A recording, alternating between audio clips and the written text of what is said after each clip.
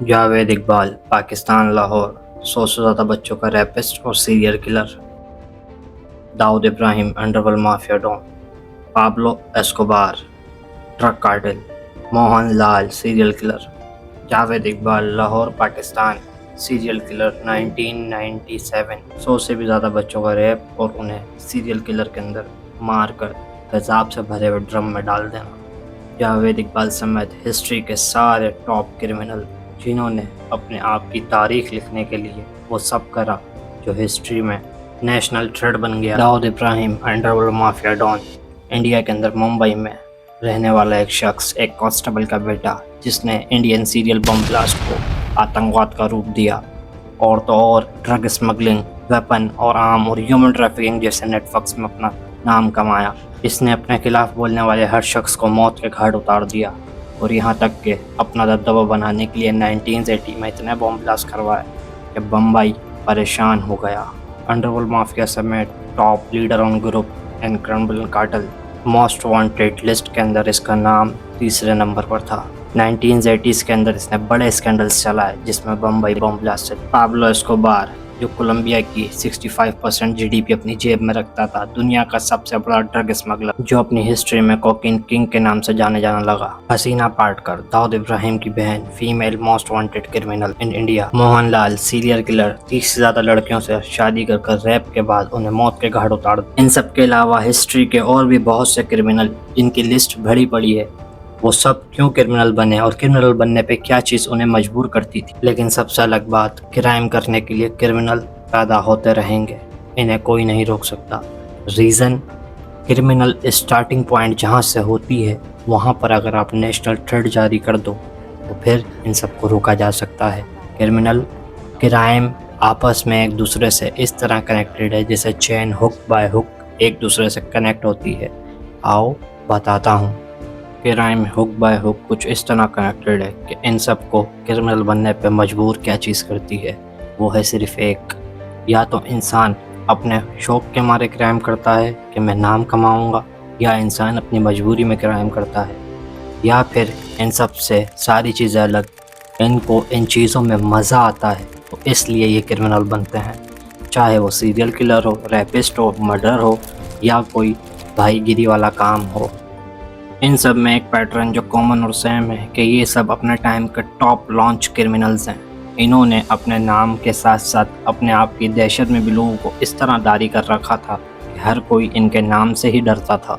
शायद कहीं ना कहीं उस टाइम पे चलाए हुए इनके नेटवर्क्स और रैकेट आज भी चल रहे हैं। सबसे बड़ा रीज़न, ह्यूमन ट्रैफिकिंग जब भी होती है सबसे पहले इंसान उस दुनिया का बेरहम चेहरा देखता है, या वो बच्चा जो अपने घर के बाहर से किडनैप हुआ, या वो लेडीज़ जो कॉलेज या अपने ऑफिस से उठा ली गई। इनको डीपली एक्सप्लेन करना एक ही वीडियो में बहुत मुश्किल है। इन सब के लिए मैं एक अलग अलग पार्ट बना रहा हूँ क्राइम वेब सीरीज़ का। आप उसमें क्लियरली देख सकते हैं कि कौन कौन से क्राइम हिस्ट्री में ब्रूटल रह चुके हैं, प्रेजेंट टाइम में क्या चल रहा है और फ्यूचर में क्या होने वाला है। इन सारे टॉपिक की 12 वीडियोज़ आने वाली हैं, तो आप कम्प्लीटली उन्हें वॉच कीजिए one by one. 1 day and 2 day में हर वीडियो अपलोड करा करूँगा और हर वीडियो के एंड में आपको सेफ्टी मैसेज और सेफ्टी के बारे में बताया जाएगा। Stay safe, stay aware.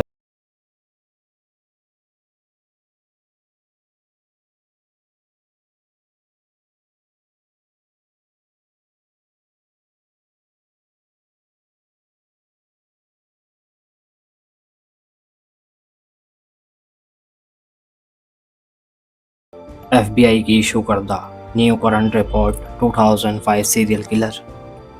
History transits इन को इतिहास रहा है, पर दक्षिण भारत में एक ऐसा डाकू हुआ जिसने 20 साल तक तमिलनाडु और कर्नाटक के जंगलों में आतंक का ऐसा मंजर कायम किया कि उसका नाम सुनते ही लोगों की रूह तक कांप जाती थी। वो इतना निर्मम और खतरनाक था कि उसके आगे दो राज्यों की सरकारों को झुकना पड़ा। केवल 10 साल की छोटी सी उम्र में क्राइम की दुनिया में कदम रखकर वो इतना पॉपुलर हुआ कि कोई उसे रॉबिन हुड कहता तो कोई उसे डीमन कह के बुलाता। अपनी क्राइम की हिस्ट्री में उसने करीब 184 लोगों को मौत के घाट उतार दिया, जिसमें आधे से ज्यादा केवल फॉरेस्ट गार्ड्स और पुलिस वाले थे। इसके अलावा उसने लगभग 2000 हाथियों की निर्मम तरीके से जान ले ली और अपने सभी विरोधी गुटों का सफाया कर दिया। हाथी के दांत की तस्करी से लेकर चंदन स्मगलिंग तक सालों पहले एक ऐसे सीरियल किलर की दहशत थी जिसको लेकर ये बातें हैं कि उसने कत्ल करने का वर्ल्ड रिकॉर्ड बनाया। इस सीरियल किलर का नाम था ठग बेहराम। वो वक्त था साल 1790 से लेकर 1840 के बीच का, जब किंग ऑफ ठग के नाम से कुख्यात बेहराम से अंग्रेज भी खौफ खाते थे। ठग बेहराम को लेकर ये कहानी थी कि वो लूट के मकसद से आते जाते लोगों को अपना शिकार बनाया करता था, और शिकार भी एक अनोखे तरीके के साथ। जी हाँ, ठग बेहराम एक रुमाल रखता था और उसी रुमाल से वो अपने शिकार का गला घोंटकर लूटपाट करता था। लेकिन वो ये काम बंदूक उठाकर उनकी नदियां बहा दी। ये कहानी है दस्यु सुंदरी फूलन देवी की। फूलन देवी का जन्म 1963 में उत्तर प्रदेश के जालौन जिले में गोरहा का पूर्वा नाम के एक छोटे से गांव में हुआ था। वो एक गरीब मल्लाह परिवार में पैदा हुई थी। गायब हो गई। असल में वो चंबल की सुनसान घाटियों में पहुंच गई थी। उन लोगों ने फूलन देवी को बाबू गुर्जर गैंग में पहुंचा दिया था। इस गैंग में बाबू गुर्जर के बाद विक्रम मल्लाह का नंबर आता था। विक्रम मल्लाह फूलन देवी की जाति से ही था और उसे फूलन की कहानी अच्छी। ये सब तो वो था जो अब तक होता आ रहा था, लेकिन अब प्रेजेंट टाइम में क्या हो रहा है और क्या होने वाला है। समय हिस्ट्री के और भी सीरियल किलर और ब्रूटल कातिल, so called criminal, Javed Iqbal childhood rapper, Dawood Ibrahim most wanted don, Pablo Escobar drug cartel Colombian cartel का किंग, हसीना पार्कर दाऊद इब्राहिम की सगी बहन। बॉस सबसे बदनाम ह्यूमन ट्रैफिकिंग क्रिमिनल का नाम है Dawood Ibrahim network India Pakistan link. Underworld की थ्रू चाइल्ड और वुमेन ट्रैफिकिंग, ड्रग और स्मगलिंग रैकेट का पार्ट रहा। गल्फ और साउथ एशिया तक नेटवर्क फैला। लॉ एनफोर्समेंट ने इसको ट्रांसनेशनल ऑर्गेनाइज्ड क्राइम का सबसे बड़ा वेब कहा। उतना मुंबई अंडरवर्ल्ड में जब हाजी मस्तान नाम का सूरज ढल रहा था, तब उसी वक्त मुंबई की तंग गलियों में एक पुलिस हेड कांस्टेबल का बेटा तूफान बनकर उभर रहा था। वो इतना बेखौफ और फिर उसने आतंक का ऐसा मंजर कायम किया कि उसके नाम से पूरी मुंबई कांपने लगी। स्मगलिंग, एक्सटॉर्शन, रियल एस्टेट और मैच फिक्सिंग के जरिए उसने करोड़ों कमाए। वो बॉलीवुड की फिल्मों में अपना ब्लैक मनी लगाता और बड़े बड़े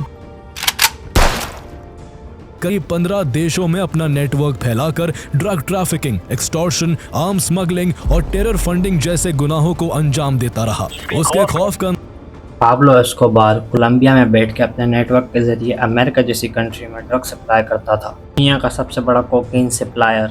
अमेरिका के देश कोलंबिया में एक क्रिमिनल ऐसा भी हुआ जो केवल खूंखार और ताकतवर ही नहीं बल्कि दुनिया का 7वां सबसे अमीर इंसान भी था।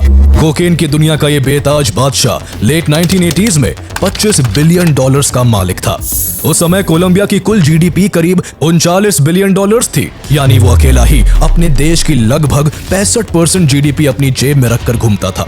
वो इतना अमीर था कि उसकी nearly $2 billion smuggling 1,100 pounds of refined cocaine into the United States every month. Drug trafficker, billionaire, killer, but a hero to thousands in his home city. As cocaine king's only son has now claimed his father took his own life. He had become a king. Pablo Escobar के बारे में एक चीज़ जो बड़ी मशहूर है कि ये अपने नोटों को तोला करता था। हर साल तकरीबन $1 लाख रबर बैंड पे खर्च करता। 14 साल बाद भी उसके जैसा कोई दूसरा नहीं हो सका। Authorities as Colombia's leading exporter of cocaine.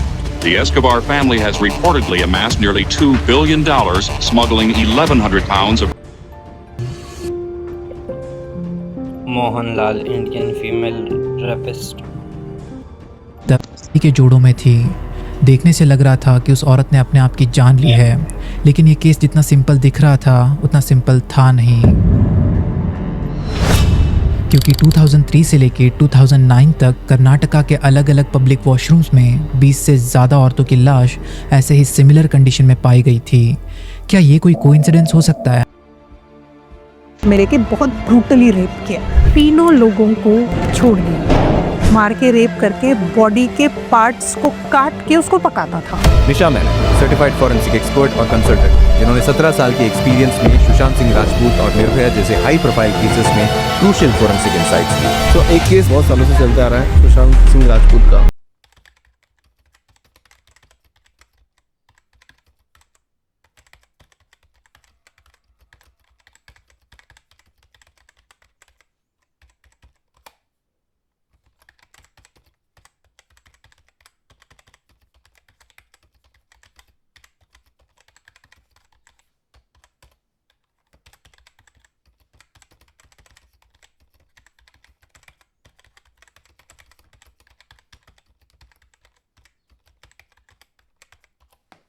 तो जब हम झूठ बोलते हैं हमारी ब्रीदिंग चेंज हो जाती है, स्किन रेजिस्टेंस, बीपी बढ़ जाता है, वो तुरंत सिस्टम मॉनिटर करती है।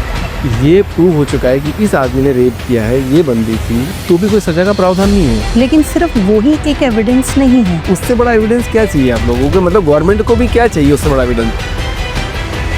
मतलब आज की इस पॉडकास्ट से तो मैडम मेरे को तो डर ही लग रहा है कि रेपिस्ट ज़्यादा नहीं पैदा हो जाए।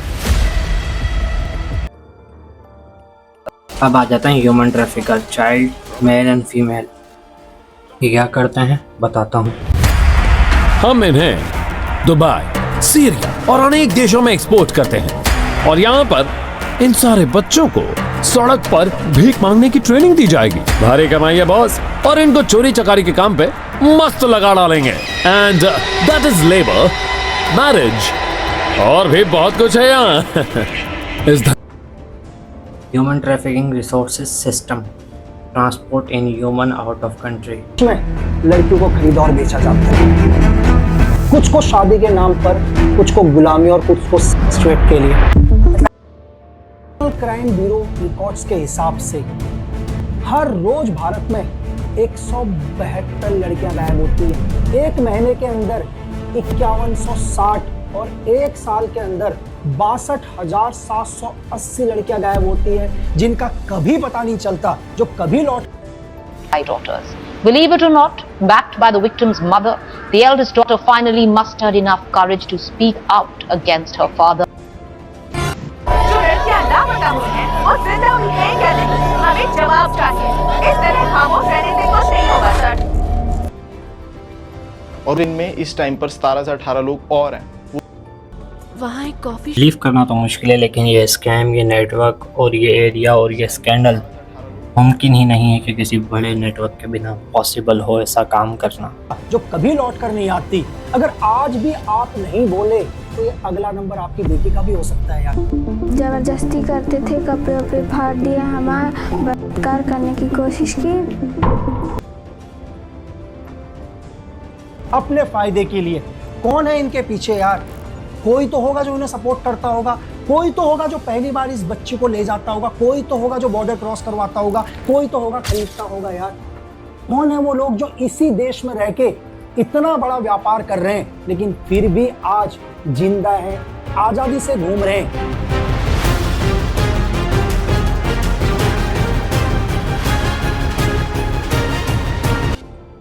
देखो यार, सबसे बड़ी बात, अब हर टॉपिक पे ओपनली बोल के बात नहीं कर सकते, क्योंकि ये केस बहुत कंट्रोवर्शियल होते हैं। किसी भी मुल्क के हर शहरी को पता है कि बॉर्डर क्रॉसिंग होती है, आर्म्स स्मगलिंग होती है, ड्रग स्मगलिंग होती है, वेपन स्मगलिंग होती है, ह्यूमन ट्रैफिकिंग होती है, ह्यूमन किडनैपिंग होती है, ड्रग स्मगलिंग होती है। सब चीज़ें पता होने के बाद भी कोई नहीं बोलता। क्यों? क्योंकि लोगों को बोलना ही नहीं है। मेरा जीवन कम पड़ जाएगा, केस ही खत्म नहीं होंगे। लेकिन कौन है ये लोग जो इन बच्चों को टारगेट करते हैं और ये कभी वापस नहीं आते? जो भी शुरुआत क्या है कि जो भी वुमेन ट्रैफिकिंग करते हैं, ये उन बच्चों को टारगेट करते हैं जो मजबूरन हो, जिनकी नौकरी की जरूरत हो, जिनका अभी अभी डिवोर्स हुआ हो और उस लड़की को प्रॉब्लम हो रही हो अपने मायके में रहने में, अपने ससुराल में रहकर। ये वो सॉफ्ट कॉर्नर से क्या करते हैं? एंटर करते हैं। यार आपको क्या लगता है कि इतना बड़ा ऑर्गेनाइजेशन, हजारों बच्चियां हर साल के गायब हो रही हैं और इसके पीछे कुछ पावरफुल लोग नहीं होंगे? ऐसा जिस लड़की का खून हुआ है, उस लड़की की आंखों को चाकू से काट कर निकाला गया है और उसके पूरे बदन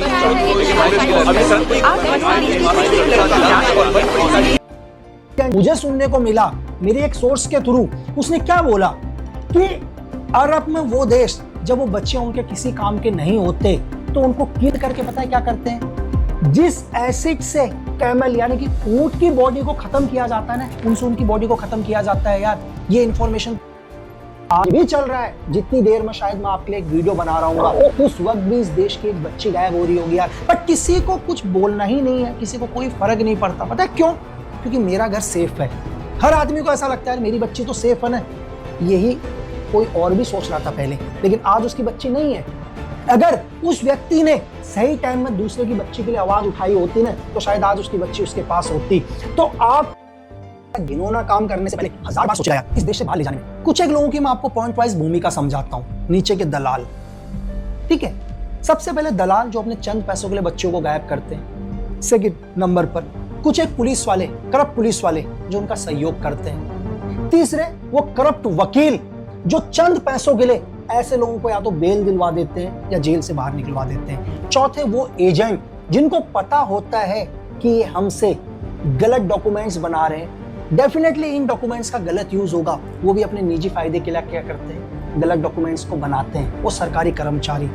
पांचवे वो एनजीओ जिनके ऊपर आप इतना भरोसा करते हैं, अपनी हर समस्या उनको बताते हैं ताकि वो आपका भला करे, फिर भी चंद फायदे के लिए एनजीओ क्या करते हैं, इस पूरे रैकेट को सपोर्ट करते हैं। और विदेश में बैठे हुए वो लोग जिनको सिर्फ पैसों से मतलब है, कैसे आप एक बच्ची को हिंदुस्तान, नेपाल देखो यार, मैंने स्टार्टिंग में कहा था ना कि हर क्राइम आपस में एक दूसरे से कनेक्ट है, तो उसके पीछे का स्टार्टिंग पॉइंट ही ह्यूमन ट्रैफिकिंग है। सबसे पहले स्टार्टिंग पॉइंट कैसे है, पहले ये समझो, पहले ये देखो, सुनो और फिर मैं बताता हूँ।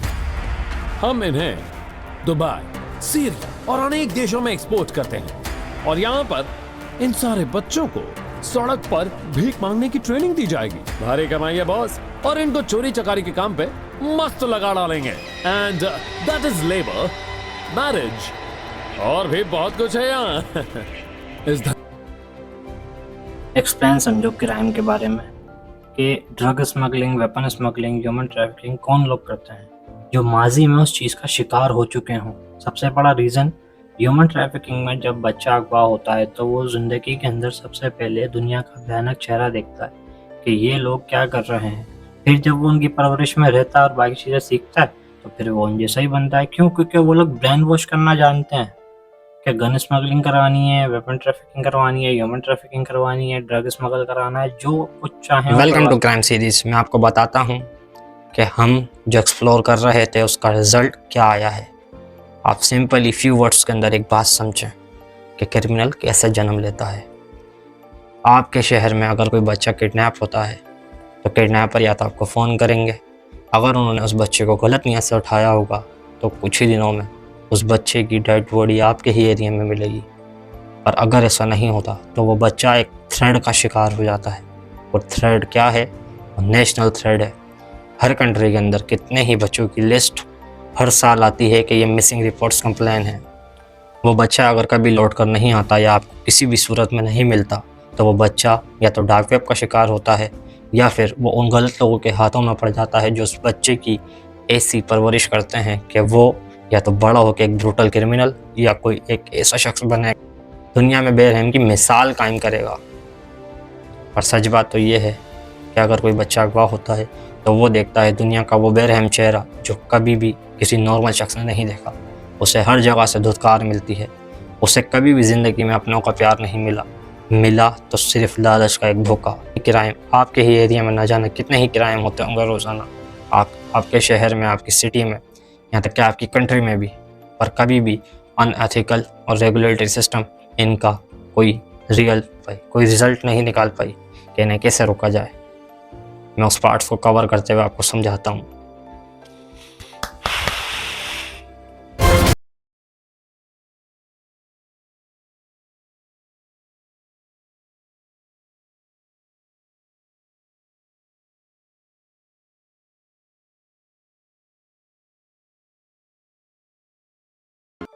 Thanks for watching this video till this end and safety awareness is full to message this video. अगर वीडियो अच्छी लगी like share subscribe and share, follow for more content.